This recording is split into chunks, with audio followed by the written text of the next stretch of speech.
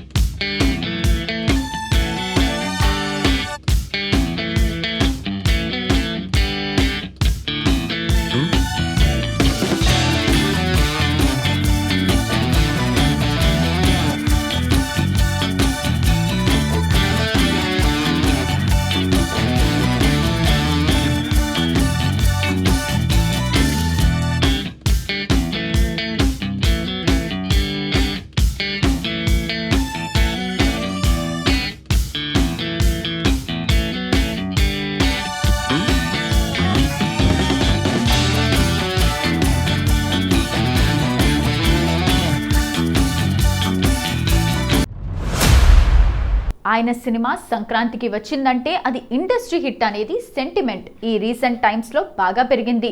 ఖచ్చితంగా 2 ఏళ్లకు ఒకసారైనా సంక్రాంతికి తన సినిమాను తీసుకొస్తున్నాడు బాలయ్య. కెరీర్ మొదట్లో తొలిసారిగా బాలయ్య జనవరి 11, 1985లో తొలిసారిగా ఆత్మబలం సినిమాతో సంక్రాంతికి వచ్చాడు. అయితే బాలయ్య సోలో హీరోగా సంక్రాంతికి వచ్చిన సినిమా ఇదే. తాతినేని ప్రసాద్ దర్శకత్వంలో వచ్చిన ఈ సినిమా బాక్సాఫీస్ దగ్గర ఘన విజయం సాధించలేకపోయింది. అయితే ఆ తర్వాత 1987 జనవరి 14న మరోసారి భార్గవ రాముడు సినిమాతో సంక్రాంతికి వచ్చాడు బాలయ్య. కోదండ రామిరెడ్డి దర్శకత్వంలో వచ్చిన ఈ సినిమా బాక్సాఫీస్ దగ్గర మినిమం హిట్గా నిలిచింది. ఆ తర్వాత మళ్ళీ జనవరి 17, 1988లో మరోసారి ఇన్స్పెక్టర్ ప్రతాప్తో ప్రేక్షకుల ముందుకు వచ్చాడు. ముత్యాల సుబ్బయ్య తెరకెక్కించిన ఈ సినిమాలో బాలయ్య పోలీస్ ఆఫీసర్గా నటించి మెప్పించారు. ఈ మూవీతో తొలి సంక్రాంతి విజయం అందుకున్నాడు.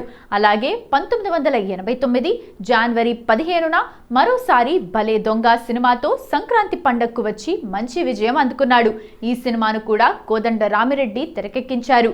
అలాగే 1990 జనవరి 12న మరోసారి ప్రాణానికి ప్రాణం అనే సినిమాతో సంక్రాంతికి వచ్చాడు. అయితే ఈ సినిమా బాక్సాఫీస్ దగ్గర ఆశించిన ఫలితం అందుకోలేదు. అలాగే 1996 జనవరి 5న ప్రేక్షకుల ముందుకు వచ్చిన వంశానికి ఒక్కడు కూడా సంక్రాంతికి వచ్చి ప్రేక్షకులను మెప్పించలేకపోయింది.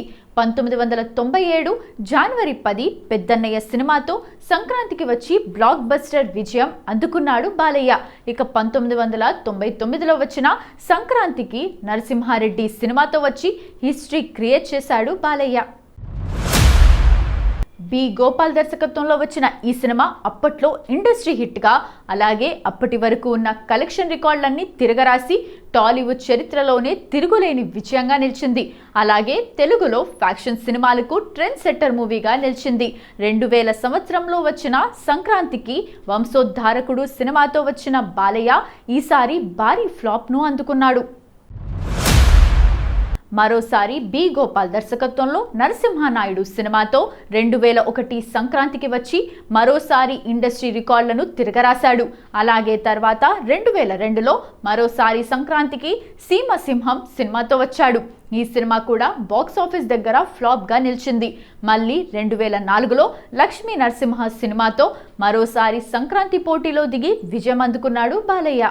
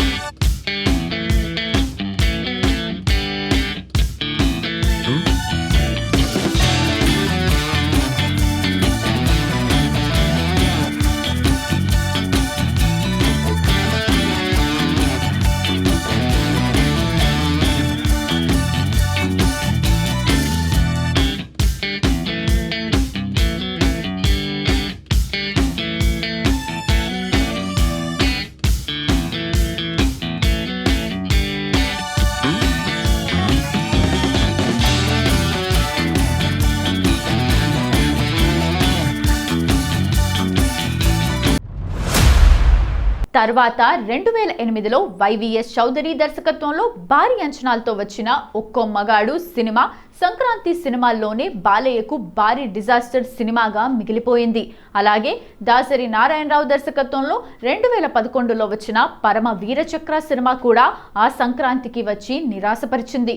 ఇక మళ్ళీ 2016లో డిక్టేటర్ సినిమాతో సంక్రాంతికి వచ్చి మినిమం హిట్ అందుకున్నాడు. ఇంకా 2017 సంక్రాంతికి బాలయ్య 100వ సినిమాగా తెరకెక్కిన గౌతమిపుత్ర శాతకర్ణి వచ్చి బంపర్ హిట్ అందుకుంది.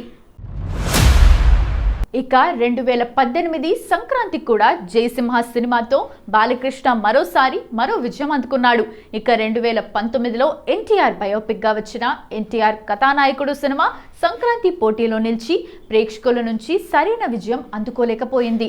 తర్వాత 2023లో వీరసింహారెడ్డి సినిమాతో సంక్రాంతికి వచ్చి మంచి విజయం అందుకున్నాడు. 2025 సంక్రాంతికి కూడా డాకు మహారాజ్గా బాలయ్య సంక్రాంతి పోటీలో దిగి హిట్ కొట్టాడు.